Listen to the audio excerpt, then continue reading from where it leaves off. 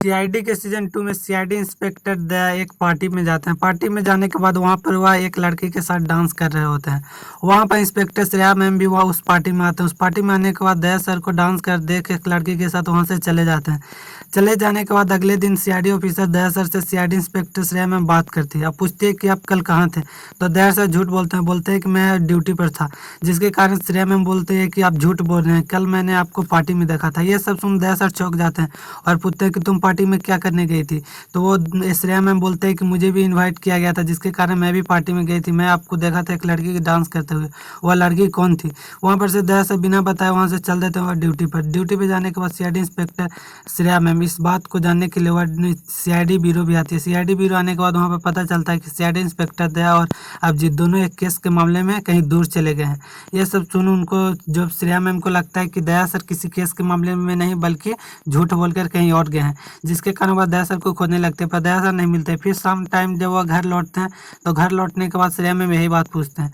यही बात पूछने के बाद दया सर बहुत ही गुस्सा हो जाते हैं। गुस्सा हो जाने के बाद श्रेया मैम को एक थापी मार देते हैं, जिसके कारण श्रेया मैम रोने लगती है और घर छोड़कर चली जाती है।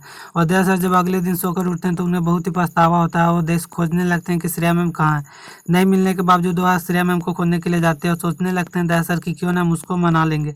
बहुत ही खोजने के बाद श्रेया मैम नहीं मिलती है। श्रेया मैम को खोजने के लिए वह तुरंत ही सीआईडी ब्यूरो कॉल करते हैं। बोलते हैं कि श्रेया घर पे नहीं है, श्रेया घर से गायब है, जिसके कारण एसपी प्रद्युम्न से पूछते हैं कि तुमको और श्रेया के बीच कुछ झगड़ा भी हुआ था।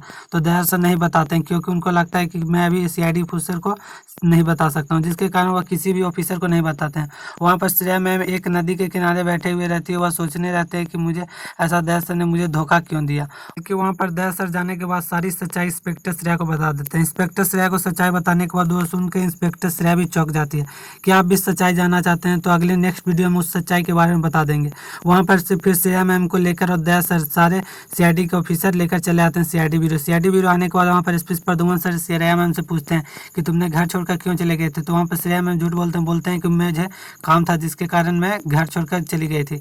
मैं दया सर को बता के गई थी, पर दया सर नींद में थे, जिसके कारण दया सर को नहीं पता चला। और यह सब सुन दया सर भी बोलते हैं कि हाँ ये श्रेया सही बोल रही, मैं नींद में था, जिसके कारण एसपी प्रद्युम्न सर को लगता है कि कुछ तो गड़बड़ हुआ। सोचने लगते हैं कि मैं इस बात का पता लगा ही लूंगा। अभिजीत सर आते हैं। अभिजीत सर आने के बाद इंस्पेक्टर श्रेया को देख और बहुत ही खुश होते हैं। बोलते हैं कि इंस्पेक्टर श्रेया सीआईडी ब्यूरो में क्यों आई है।